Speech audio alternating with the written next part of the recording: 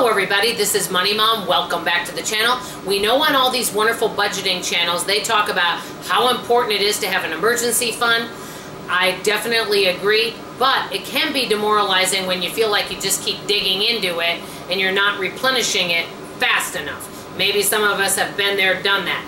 That being said, today I'm going to tell you 8 things I do where I don't dig into my savings account that often, and I like to keep the money there for mostly loss of income. But I'm going to tell you 8 things I do that help me to not be touching the savings account very often. First one is, number 1, I learn ways to make quick money. I may do focus groups, I may pick up another demo. I'm always very open to making money several different ways, and that really helps because for me, if I'm able to go and pick up an extra demo, like let's say there was something I really wanted money for, and what I might do is say, okay, this next 2 months I'm going to be doing demos Friday, Saturday, and Sunday, and I'm going to use the money for something that may be coming up. So number 1, always looking for ways to make money. Number 2, and we've talked about this, and I'll just reiterate, sinking funds. It's great to have a savings account, which is basically for emergencies that may come up.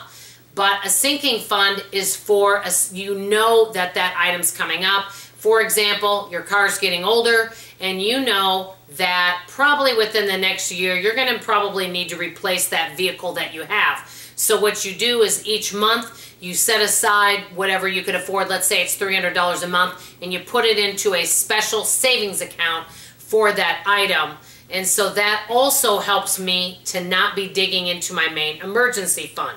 I do that with house taxes. That would be an example. And I set aside $350 a month each month for that. So when my house tax bill comes up once a year, which usually they send it about October, I've got the money already in that special sinking fund savings account ready to send to pay my house taxes. So sinking funds really help. Number 3, any type of extra paycheck, gifts, windfalls, unexpected money that may come your way, I work on setting that aside, and I may pad a sinking fund or pad a savings account with that. So sometimes we may get an extra paycheck, and it's always really good to take that money and have a plan for that money. Number 4, I always have a little stash of cash, and you guys know I use the cash envelope system, but I know I've mentioned this. Let's say I've got a friend of mine that is traveling here from a different state, and she says, hey, I'd love to get together. To me, if a friend comes and visits from another state, they've spent the money to travel here, I want to be able to maybe take them out for dinner, because it's not very often I do this, and I would want money in my stash of cash that I could use to do that. Or I've had people come visit here, like my father, which that's been not very often, but let's say he comes and visits. I want to have extra money in there to buy extra groceries or take him out to eat, so I always keep a little extra stash of cash in there, and any leftover money from my cash envelope, I usually move it over to the stash of cash. So that kind of really helps. Number 5, which is similar to number 1, I keep multiple streams of income. That way if something dries up and I'm not making as much money with one, I have others that are kind of a backup. I love having multiple streams of income, which I feel is very helpful. Number 6, I keep extra money in my checking account at all times. So that way, if let's say one of my checks that I get from the main company that I work with, let's say that for whatever reason, it's not as high as it normally is, I've got extra money in my checking. And in addition, I like to pay bills ahead, which I should have added to this as well. That way, I've got a padding in my checking account so I don't have to dig into savings to pay bills. Number 7, I'm always open to cutting expenses. And actually, I've been on YouTube almost 4 years, very close to 4 years, and I am way more frugal. I'm not near as frugal as a lot of the channels out there, but I have made major improvements since I started this channel, and I keep improving and getting better, small but sure, a little bit at a time.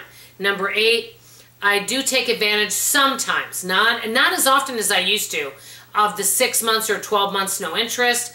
I do take advantage of those at times if it serves me. Last time when I bought my appliances though, I actually saved money not taking advantage of it. So these are just 8 ways that I keep minimizing myself going into savings. If you guys have some tips of, if you have a good size savings account, but you don't want to be using it all the time because we know how fast it can get depleted, what are some of your tips to not be digging into that savings account at all times. I'd love to hear from you in the comments below. By the way, come back tomorrow on Friday. It's Free and Frugal Friday, but I'm going to share with you some ways I've wasted money and a few things I've bought in the past that were a total waste, and one of them I've never told you about that I thought of the other day that you will get such laughter from. Anyway, that's all I have to say for now. I love you. I appreciate you. See you on the next video. Bye-bye.